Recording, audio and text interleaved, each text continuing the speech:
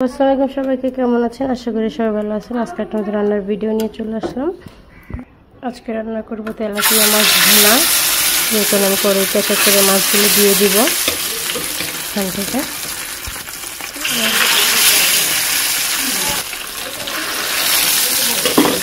এক এক করে সব মাছগুলো আমি দিয়ে দেবো এখানে।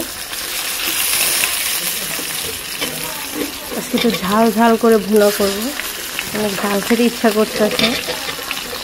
তেলাপিয়া মাছ এমনি আমার খুব ভালো লাগে খেতে, আর ঝাল ঝাল করে ভুনা করলে সেই কারণে কড়াইতে দিয়ে দিলাম ভাজার জন্য।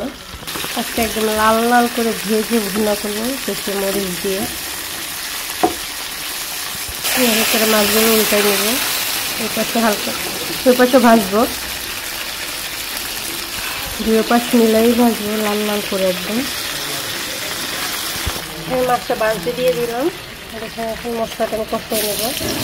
এখানে পেঁয়াজগুলো দিয়ে দেবো, এখন ভুনা করবো। বেশি করবো না, পেঁয়াজটা দিয়ে দিলাম, বেশি লাল করব না, সামান্য লাল করবো। এখানে মাছটাও হয়ে যাচ্ছে আস্তে আস্তে। আসলে আবার কড়াই যাতে খারাপ কিছু মাংস নিয়েন না, কারণ রান্না অনেক আগের কড়াই হলে সেটা কালো হয়েই যায় রান্না করতে করতে। প্রত্যেকটা মানুষের ঘরেই আসে এখন। মশলাটা কষাই নিচ্ছি আস্তে আস্তে, পেঁয়াজটা লাল হয়ে গেলে কষাই নেবো সব। এটা যখন আমি ভুনাই করবো তাই আর বেশি ভাজবো না পেঁয়াজটা। মশলাটা দিয়ে দেবো, কষাই দেবো। মশলাটা দিয়ে কষানোর পরে মাছগুলি করবো। হলুদ মরিচ দিয়ে দেবো, এক চামচ হলুদ গুঁড়ো,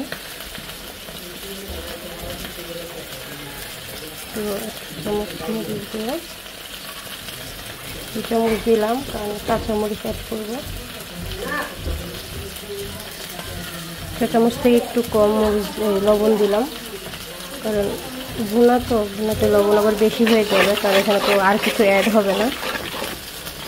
এখন আমি গ্যাসটা বাড়িয়ে দেবো কষানোর জন্য। এটা আমার মাছটা আস্তে আস্তে হয়ে যাচ্ছে। এখন কত সুন্দরভাবে এটা কষানো হয়ে গেছে। এখন মাছগুলো দিয়ে দিব, সব মাছগুলো দিয়ে দিব।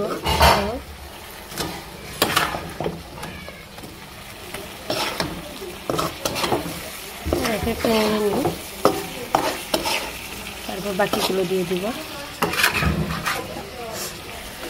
কষানো শেষ, পানি দিয়ে দেবো পরিমাণ মতো। এখানে ভুনা করেও বেশি পানি দিব না, এই পানিতেই সব হয়ে যাবে। আর নাড়বো না, সোজা ঢেকে দিব। উতলাই আসলে পরে কাঁচামরিচগুলো দিয়ে দিব, ছিঁড়ে ঢেকে দিব। তরকারিটা দেখে এখন উতলাই আসছে, ছিঁড়া কাঁচামরিচ দিয়ে দিব।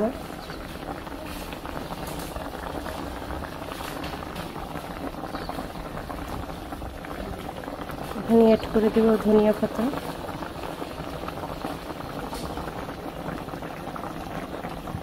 ধনিয়া পাতা দেওয়ার কারণ হচ্ছে, এখন যে ধনিয়া পাতা দিয়ে ঢেকে রাখি ঘ্রাণটা অনেক আসবে, আর রান্নার আগে যদি দিয়ে পরে ঘ্রাণ লাগে না। এখানে এখন দিয়ে দিলে একদম ঘ্রাণ ভরে যাবে।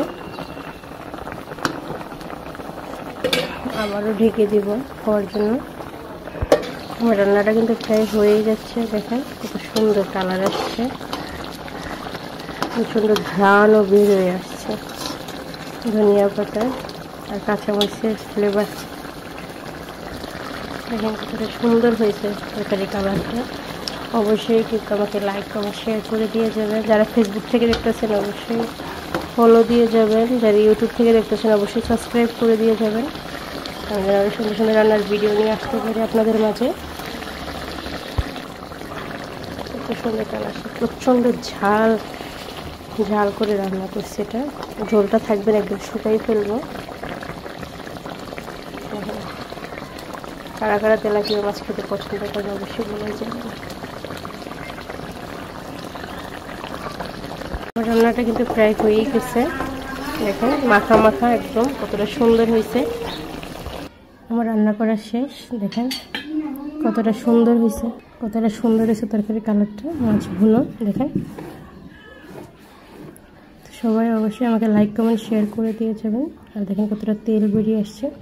সবাই ভালো থাকবেন, সুস্থ থাকবেন। ধন্যবাদ।